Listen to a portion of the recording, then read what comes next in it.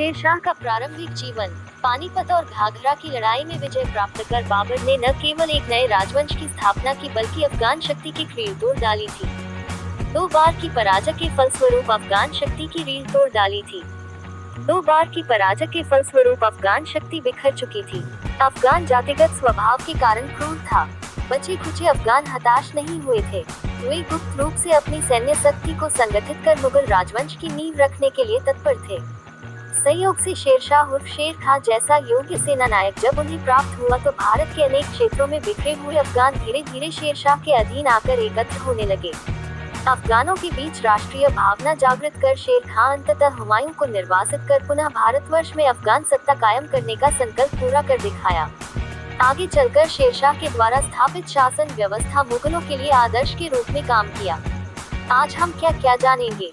शेरशाह सूरी का असली नाम, उसका प्रारंभिक जीवन, बायोग्राफी इन हिंदी। हिज अर्ली लाइफ, उसका बचपन का नाम फरीद खां था। उसके पिता का नाम हसन खां। शेर खां के जीवन की स्टोरी। हुमायूं के साथ संघर्ष, उसका साम्राज्य विस्तार, शासन प्रबंध, भू राजस्व व्यवस्था, धार्मिक नीति, उसके कार्यों का मूल्यांकन, उसके उत्तराधिकारी। शेरशाह का प्रारंभिक जीवन। शेरशाह का प्रारंभिक जीवन बाबर और अकबर से कम रोमांचकारी नहीं था। बचपन में शेरशाह का नाम फरीद खां था। उसके शेरशाह के पिता का नाम हसन खां और दादा का नाम इब्राहिम खां था। इब्राहिम खां घोड़े का व्यापार करता था, परंतु भाग्य का मारा इब्राहिम खां व्यापार में अच्छा सुनो, सब्सक्राइब करते वक्त ना घंटी बजा देना ताकि जब मैं ऑनलाइन आऊं स्रोत माना जाता था। इसलिए वह नौकरी की तलाश में अफगानिस्तान से भारत आया। कालांतर में इब्राहिम का पुत्र हसन खां सुल्तान बहलोन लोदी का दरबारी बन गया और उसे जागीर भी दी गई। फरीद खां उर्फ शेरशाह का जन्म 1472 में हसन खां की पहली अफगान पत्नी से हुआ था। हसन खां अपनी नई पत्नियों पर अधिक मेहरबान था, इसलिए पिता की उदासीनता और सौतेली मां की दुष्टता के चलते फरीद का बचपन संकट में व्यतीत होने लगा। तंग आकर शेरशाह 39 वर्ष की आयु में घर छोड़कर जौनपुर चला गया। जौनपुर आना फरीद के लिए वरदान साबित हुआ। जौनपुर विद्या का केंद्र था। फरीद ने परिश्रम करके अरबी और फारसी भाषा सीख ली। बाद में पिता के साथ उसके संबंध फिर अच्छे हो गए। उसके पिता ने उसको सहस्राम और ख्वासपुर परगनों के शासन का भार सौंपा। कुछ ही दिनों में शेरशाह ने परगना के शासन को सुव्यवस्थित कर दिया।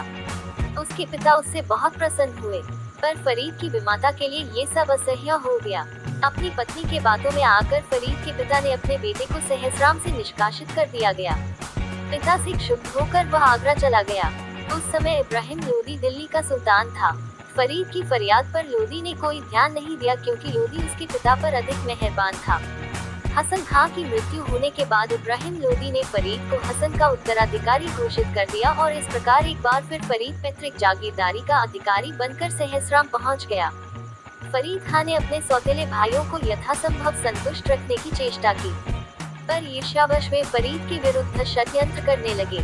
सौतेले भाइयों के व्यवहार से तंग आकर फरीद ने बिहार के शासक बहार खां की नौकरी स्वीकार कर ली।